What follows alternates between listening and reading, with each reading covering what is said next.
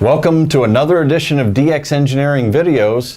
Today here in Talmadge, Ohio at the headquarters of DX Engineering, we're very pleased to welcome Geoff Howard, W0CG. Welcome, Geoff. Hi, good to be here. And Geoff, you know, you've had a long career in amateur radio and had a lot of fun with it, but a lot of people who may have worked you on the air from various places probably don't know how you got started.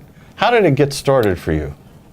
My story absolutely parallels the story of 50,000 other guys that were 13 that had been listening on their grandparents' shortwave receivers, fascinated with the wireless, went to a drugstore, found a copy of Popular Electronics, read the article about how to become a ham, collected bubblegum wrappers, bought the Morse code practice set with the bubblegum wrappers, taught ourselves the code, and then set about the project trying to find somebody to administer a novice license exam. And interestingly, one of my grandmothers with whom I live, my grandmother's old boyfriends, and I mean 60 years back boyfriends, was a ham. And she somehow remembered that and called in a favor and arranged for me to take my novice exam with, God bless him, George Prostanak, W8LBI, silent key, and went on from there.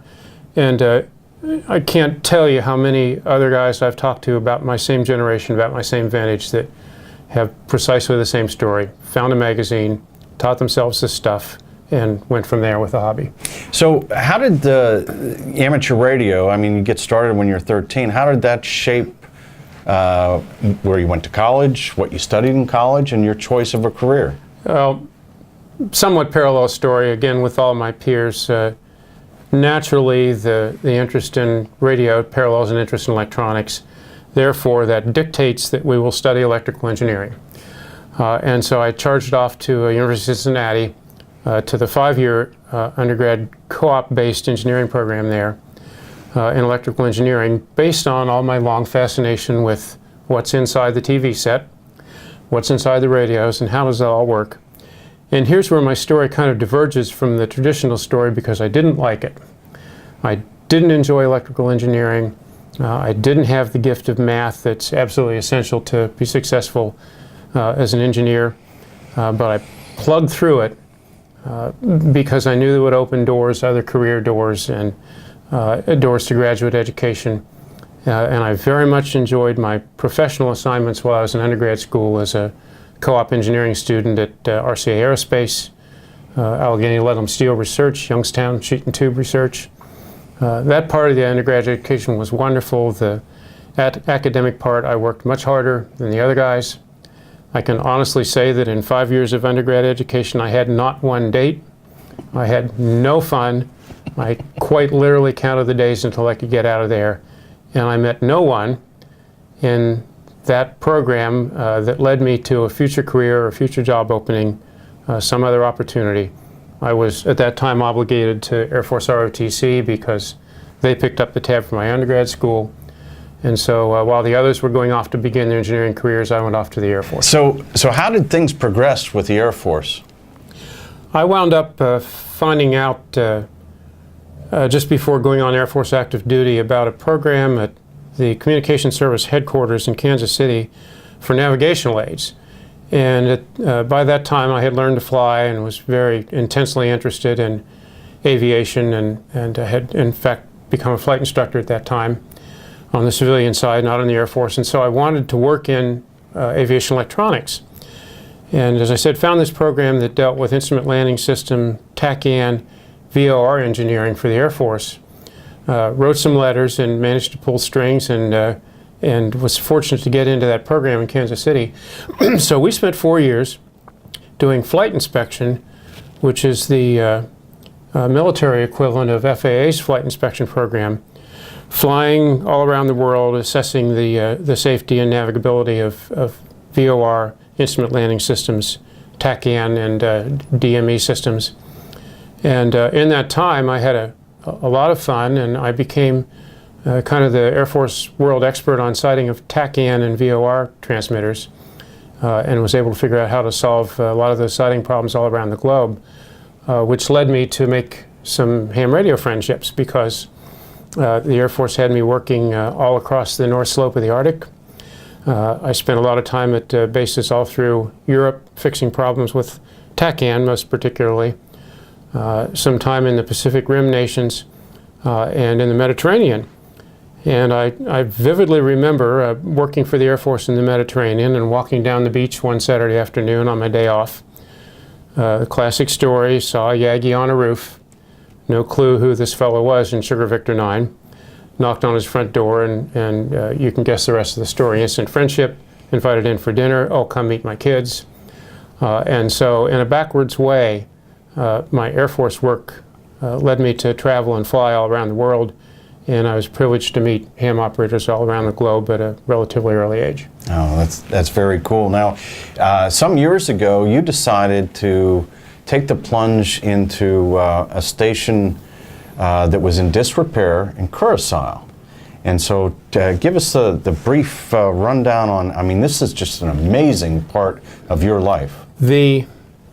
I developed a passion for overseas contesting because of two local friends, Don K3LR and Goose W0CG, who invited me almost at the last minute to join them for an operation in the Turks and Caicos in 1994, Victor Papa 5 Foxtrot X-Ray Bravo. And this was a memorial operation to G3FXB, Al Slater. And so at the last minute, I signed on with Goose and Don and went to the Caribbean and fell in love. Up until that time, it had seemed only a theoretical abstraction to me that it would be warm someplace in the winter, that there would be palm trees and blue sky in the depths of November. And the pile-ups were phenomenal. We had a great time, high rates, high success in the contest, great fellowship operating from the Caribbean. I vividly remember sitting at the radio on 15 meters early in the morning and watching the sun come up. And so I was dividing my attention between the radio right in front of me and the sea horizon, watching the light start to form and then the sun poke its way above the horizon. And I was done. I was smitten for the tropics and smitten for that kind of operating with those kinds of rates, loud signals, 48 hours through the contest. So, okay, Geoff, this is fun. I want to do more Caribbean contesting, and began casting around for other opportunities. Who can I find to invite me for the next trip?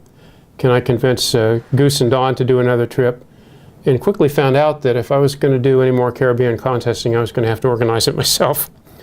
So between '94 and year 2000, I found myself organizing groups to operate at VP5 again and again, putting together logistics, organizing people, organizing technology.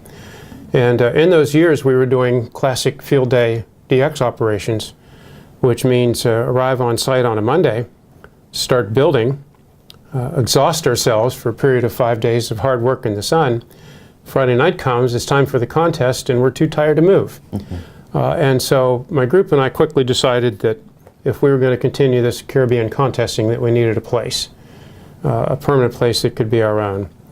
And concurrent with that, nearly everybody in the contesting community will remember that W1BIH, John Thompson, who had established a station in Curacao in 1971, was ready to hang it up and had put his QTH on the market for sale.